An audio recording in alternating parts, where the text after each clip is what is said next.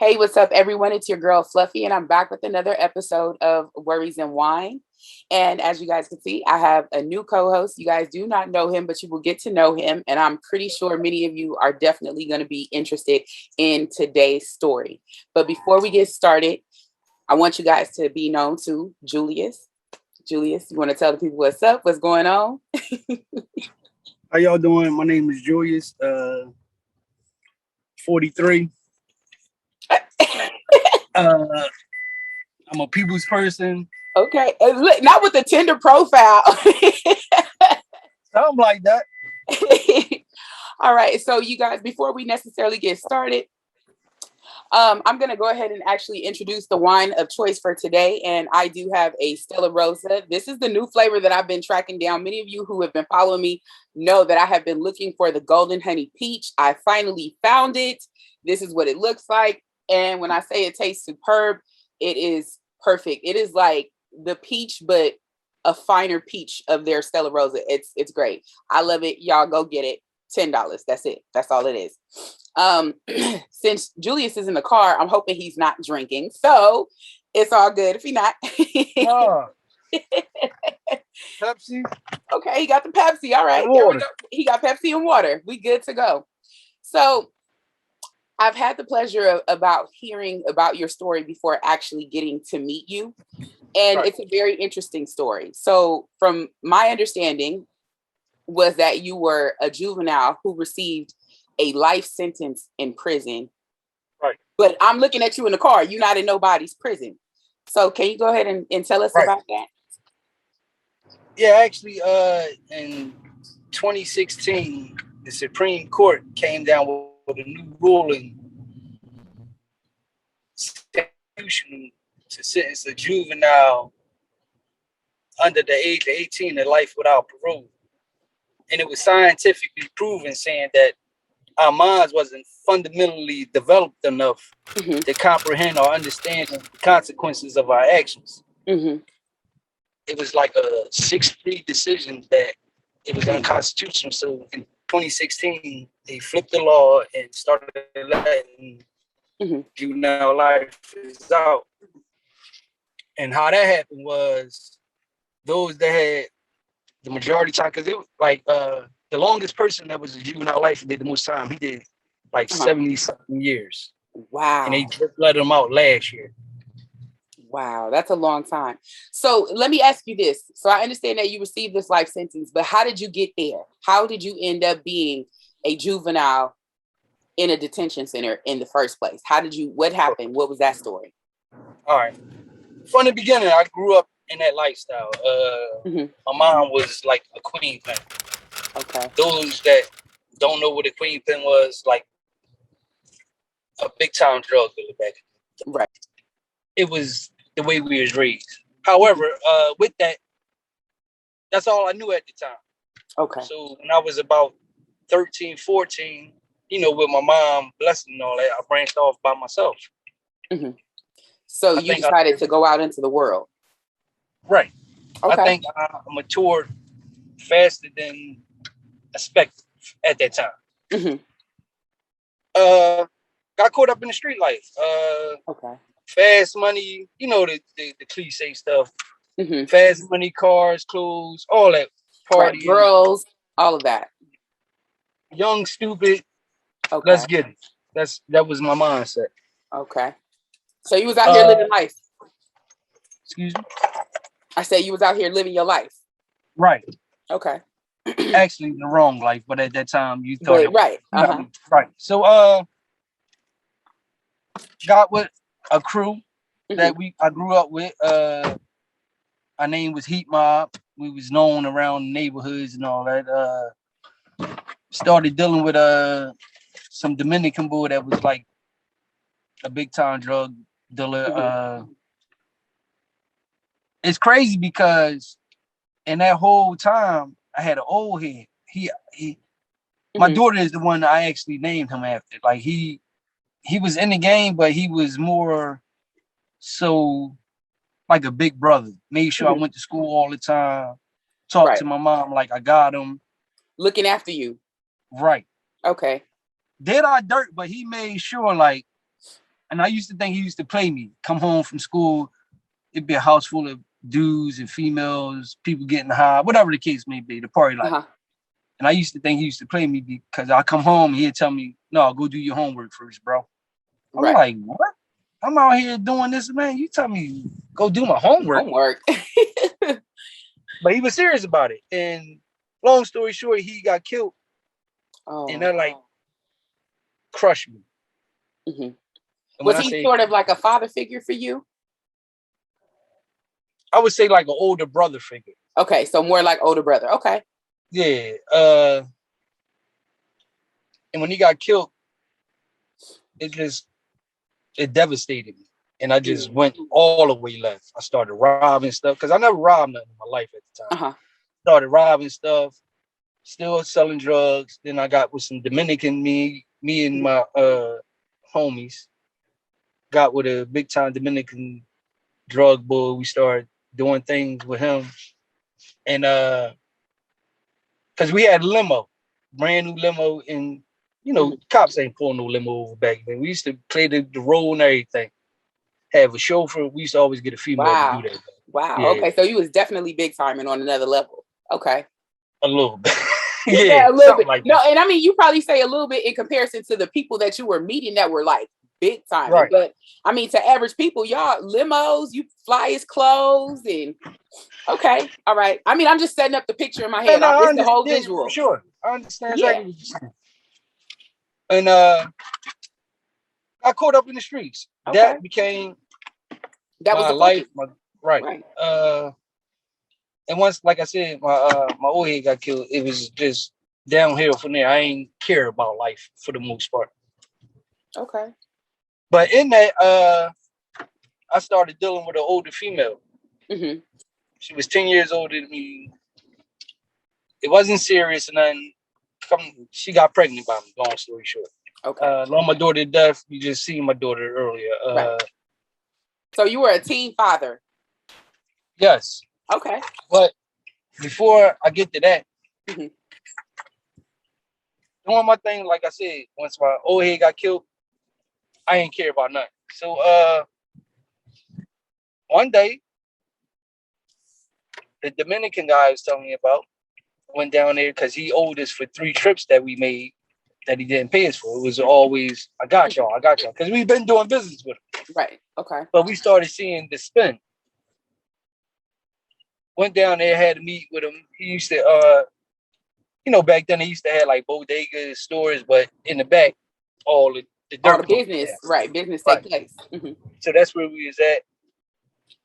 Asking him for our money, this, that, and other things. When left, he started getting all around. Who you think you talking to? I'm this, I'm that. Okay. But in our mind, we like, who you talking to? Like, we do this, like, that don't mean we like cousins. This our mindset at the time. Right. Long story short, he reached for a gun because it got real heated, and I think I was a little faster than him. And the reason I'm telling you this because I pled guilty after, what I mean? So all this, like, my life open book. So I don't, and I shot him in his face. Okay. We left out. We ain't running nothing. We walked out, got in our car, and left. 3 days after that. Went over to New Jersey to rob a drug dealer. Ran up in the wrong house. Me and my homies. Was pissed off about that. On the way back over to Philly, robbed the check casher place. In the process of that, the cops see us in there. We get on the expressway. We have a shootout with the police on the expressway. Wow. Okay. In turn, we get locked up. It's 3 days after the homicide happened. Right. Don't nobody know about the homicide. I get sentenced to 14, 18 months of Glen Mills as a juvenile. So my first home pass from Glen Mills was, I think, 2 or 3 months after I was up there. While I was on home pass, my daughter was born. You know what? I ain't going back. I got a whole child now. Right. So that changed your focal point about like, dude, I'm not trying to be in jail because I have a child. Right. So what I did was I ran, but I got rearrested and went back up Glen Mills. So me know I got a child home. Mm-hmm.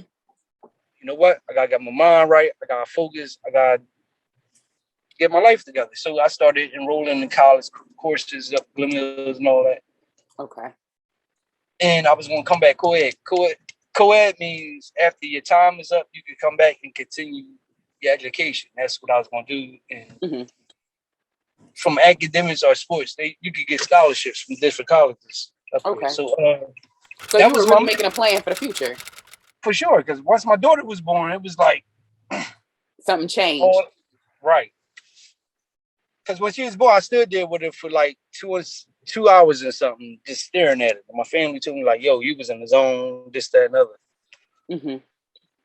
But long story short, start going home on home passes, furloughs, and once the furloughs happened, Mm-hmm. I said, "You know what? I'm gonna just stay with my daughter." Every Mm-hmm. home pass I had, I stayed with my daughter. And, still up Mills, went to court. The judge was like, "Listen, you got 30 days left. You're doing a great job up here. We're going to discharge you. Mm-hmm. Get you to come back if you want or not." I'm like, all right, cool. 30 days left. I get out, be a free man. Right. I'm back to Glen Mills 8 days after that. And they at this point, they still haven't connected you with the homicide, right? They haven't connected you at all. At all. Okay. Well, that I know of. Because Okay. 8 days after that, they came up Glen Mills and arrested me for first-degree murder. Wow. Yeah. Wow. So right when you're like, okay, I did this thing, I did what I needed to do. I'm making these plans for, me, my family, my daughter. Right. And then boom, this And murder that happened catches back up right. with you. Exactly. 2 years later. It happened in 93. I got arrested for it in 96. I mean, excuse me, 95. 95. Okay. Right. So do you know how they made the connection? Yep. So how did that happen? Remember I told you the homicide happened first. Uh-huh. Now we had a home situations we had with the guns to get rid of. Mm-hmm. Now we don't know this at the time. He never get rid of the gun. But when we did the check cash robbery and the shootout with the cops, he had that gun. So they traced that gun back to the homicide. Now how that happened was mm-hmm. we picked him up later on that night of the homicide. And then later on that night on the way to the hotel, we went like in the club to get some bottles to take to the hotel with us. I don't know if they was getting robbed or just got finished getting robbed. Mm-hmm. But as soon as we walked through the door, they started shooting at us. Okay. So the guy, Demond Jackson, he gets shot on the way running out the door. We didn't even know. We just walked right in on it. Mm-hmm. I got stuck in there. I thought I was about to die, but I heard his gun jam or he was empty with bullets. I heard it click and I ran back out. When I'm running, I see all this blood leading back to the limo. When I get to the limo, everybody screaming, the females, oh my God, this, that, and that. So we see the bullet wounds. We taking MCP, Women's Medical. That's a hospital. Okay. In Philly. Take them there, drop them off. So we calm the females down, go to the hotel and all that. The reason he's a part of this story is because that same night when you get shot, you give up a police report. Right. He panics and telling him, and rather him telling the truth, he say he got robbed, but he described us as far as the robbers. We don't find all this out until we get the preliminary hearing, the trial, and all that stuff. Because we try to figure out how they know. How did they know? It's been 2 years. So who said something?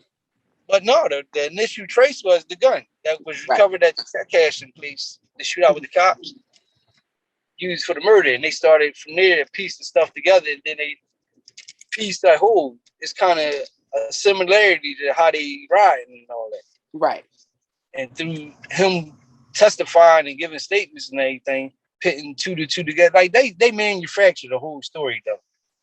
Right. So their version of it is not necessarily how it happened, but they're like, these were the people, this is what we have. Right. Okay. So long story short, get arrested, go to trial, get sentenced to life without parole at the age of, well, when I was going to trial, I turned 18. Okay. Started at 17 in the middle of trial, I was 18, whatever. But it's all about how old I was when the case happened. Right, because you said it happened 2 years prior and you were what, about 16? Right, exactly. Okay.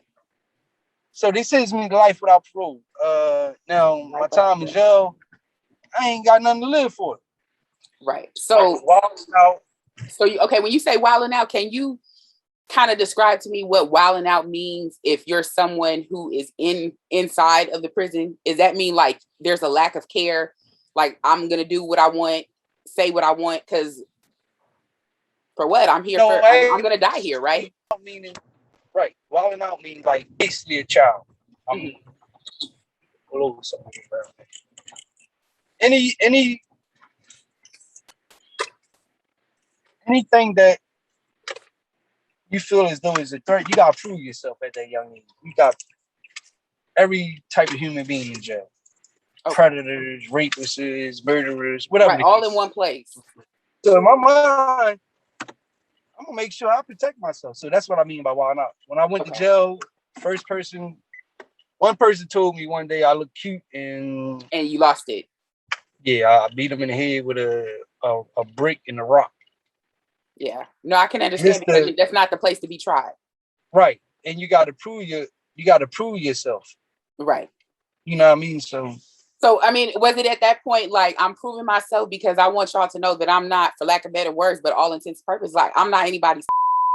Yeah, I ain't sweet. Exactly. Okay. Of course. All right. Okay. And throughout the time, like I did programs, like I say, I was wilding out, but I went to the law library, all study my case. But it always was a turn down, basically going back to court and all that. And from that minute on, it's like I always had hope, though. I never like said I'm gonna die in prison or whatever. Right. It was like there was a slight bit of hope. Like somehow I don't know how this is gonna happen, but it's I'm gonna hold on to it. So let me ask you this: when you're 18, you're going to trial because they're saying that you've murdered someone, and you said you pled guilty. No. Initially, I pled not guilty. You pled not guilty. I pled guilty to come home, meaning you had to plead guilty to get the deal. Right. Okay. So okay, I understand what you're saying now. Okay. With the new law. Now, let me ask you this. Once they read you your sentence, what was it like for you in that moment? I put my head down, right? It was surreal. I put my head down and my co-defendant tapped me like, yo, pick your head up, bro. We don't do that. And I picked my head because the next day, I was facing the death penalty. Okay. We all got found. We had a joint trial with 5 of us. We all got found guilty of life. I mean, I got found guilty of first degree. They got found guilty of conspiracy, which is second. But it all carries the same thing. But I was facing the death penalty. So the day we got found guilty, the next day I had to go to the penalty freeze. If they was giving the death penalty or not. So they got something called aggravating and mitigating circumstances. So my mitigating circumstances outweigh my aggravating circumstances. And one of the big reasons I didn't get the death penalty because I was 16 at the time of the homicide. Okay. So instead of that, they sentenced me to life without parole. Did 25 years, and then 2016, that new law blessed a whole lot of people. And with that blessing, I can't, excuse my language, shit on it. Okay. So, and as of now, I'm working with at-risk youth. I do food drives, all under incarcerated minds and correctional cuts. And just trying to build the brand and try to get as many youngins off the street and try to direct them in the different directions. Like what I do, I'm going to try to teach them how to cut hair, show them responsibilities, like run programs and all that through the barbering thing. Because a lot of people tell youth not to do this, not to do that, but they ain't got no other There's avenue no for it. proof behind it. Like you trying Right. to tell me that you And just want me to stay out. right. And I think I can reach them a little more because I've been there and done that. Right.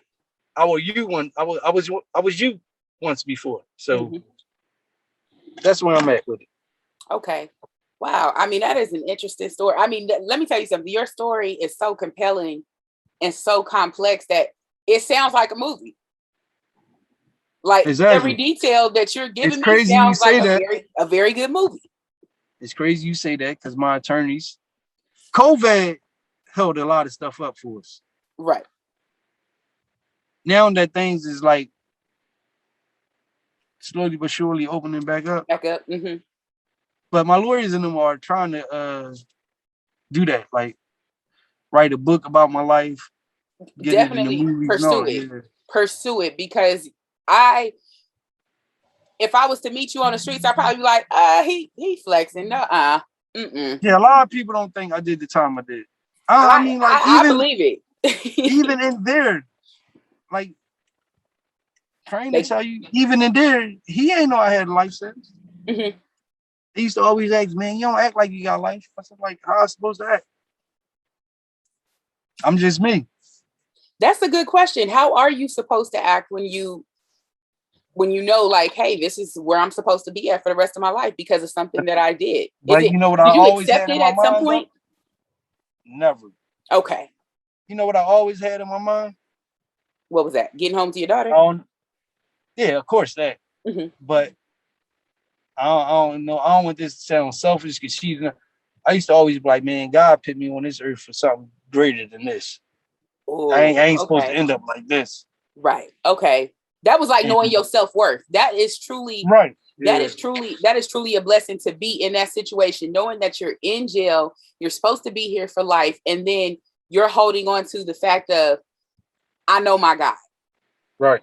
I know my God is not going to let me. This is a lesson learned right here. I'm going to learn it. I understand. I I did tell some people, things. every time, all the time, it was a blessing and a curse. The blessing was it removed me from the life I was living. The curse Right. was as the time I did. Right. You had to reap what you sow. It was like I Right. made my bed and I had to lay in it for a second. Right. And And then, like, you know how people say they ain't got no regrets in life and all that? uh-huh. Well, I'm one of those that do. Because to this day, I took somebody away from their family, no matter what we was doing in life. Mm-hmm. And come to find out he had 2 children, a wife and all that. Mm-hmm. No matter what he was doing in life, in their eyes, Right. that's daddy and husband. Right. No matter what he was doing to them, that was their loved one. Right. And like I tell everybody, through empathy and sympathy, I really stepped back, looked in the mirror, and like analyzed me, my thinking, and all that, and understood like, damn, his family would never get to see him again. Right. My family can still see me even though I'm away from him. Right. They can But his reach out. family, They can come visit if they could write. right? Whereas So they can't write. He's gone.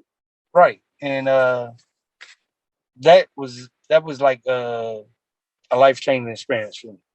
So let me ask you, with knowing that you committed a crime as such, do you find yourself feel like that's the weight that you still have to carry because you know it's in the back of your mind? Like, do you catch yourself every now and then like, dang, that's like, man. No, I catch myself just sitting here crying a lot. Okay. No, seriously. No, Like I could be I driving understand that. or sitting out front of my porch or whatever, and tears will just come because it's like, damn, I ain't supposed to be here. Mm-hmm. So So you look at life being out here in the world with the rest of us walking around, like you riding with your daughter, spending time with your daughter, and at some point in life, it was like, I wasn't even going to be here to see this. right, exactly. So I understand when you say, Actually, I feel listen, blessed. this is the boy I'm talking about, the one I Mm-hmm. named my daughter after. Okay, so you carry that to heart. Yes. That's legacy right there. Okay. Wow. Yes. Okay. So I'll assume that he taught you a lot. Yes. Okay. More than street stuff. Right. And with that, I Actually, when mean, he got killed, I ain't know this. he was doing like night classes, like over the computer back then, to get his doctorate degree. So you had no idea? Nope. Wow. Yeah. Wow. So now when you think back to all the lessons that he was trying to teach you as a youngster, do those lessons that he was trying to teach you now, it makes sense? For sure. Yeah. Okay. Because I'm matured. Like, I'm no longer the same 16, 15, right. 14-year-old. Like, no, I ain't me no more. Okay. And do you find yourself now teaching the lessons that you learned then now too? I know you said you work with at-risk youth, and fun fact about me, I used to work in group homes. So I worked like 10, almost 10 years in that field. Right. So do you find yourself teaching them? Because when I was there, I was like, I found myself sounding like my mom. Now, let me say this real quick. Because you said something about teaching. I don't teach them nothing. Okay. That's fair. I try to show them. Okay. So you try to show them, you try to give them the reality. By example. Because you could teach something and don't practice it. Okay. When you show somebody, like majority people in life, they believe what they see, right? Right. I get what you're saying. If I show you, you understand, and you know I know what I'm doing. If I could show you. You know what's crazy? I remember I was with my daughter. I'm on a date too. I ain't going through it. Well, thank you for spending the time with me. I appreciate it. And I mean, I was trying to wrap it up to make sure that, you know, we got enough time. Why you just didn't tell? Tell us. But yeah, no, because she knew I was doing this and all that, and she's in the criminal field too, like, you know, not like that. I mean, I was like, wait, no, it's cool. Criminal justice and all that. Yeah. Okay. Yeah. So. All right. Well, you know, I feel like you summed up a good portion, and we may have to have you come back because I know that sure, I would love your story being so compelling. I know there's going to be some people that are just, I mean, this is a jaw-dropping story. Like, right. I couldn't believe it. And I've heard about you prior to being able to meet you. So it is definitely an ultimate pleasure. Are you okay with putting your social media out here, or do you have social media? More on Facebook and little Instagram, but I mainly be on Facebook. Okay, well, I'll get that information from you. I'll have you text it, and that way I can go ahead and be able to put it in the description, because I know some people, you know, like my aunt, when she met Book, she just had so many questions for me to ask. And I was like, no, we got to put your information out because I can't answer these questions as best as you can. So I want to make sure that people have a way to reach out to you, because we never know who's going to see this. And you, again, you have a very compelling story. Right. And I appreciate you taking the time to, you know, really come and talk to us about it. And I definitely want to support, you know, whatever it is you got going on for the kids, and trying to help, you know, each one and show them the way that they should possibly be living life. Sure. I appreciate that. No problem. I have no problem. We'll definitely do this again. Yes, no doubt. So everybody that's watching, it's okay to have your worries and wine. And Julius, thank you so much for being with us today. I greatly appreciate it. Keep doing what you're doing. And you know what? It is a blessing, and I'm glad to have you here, and that you're learning, and you are, you're making progress in this whole world. So continue to do that. And y'all, we will see y'all on the next one. Have a good one, y'all. Thank you. Bye.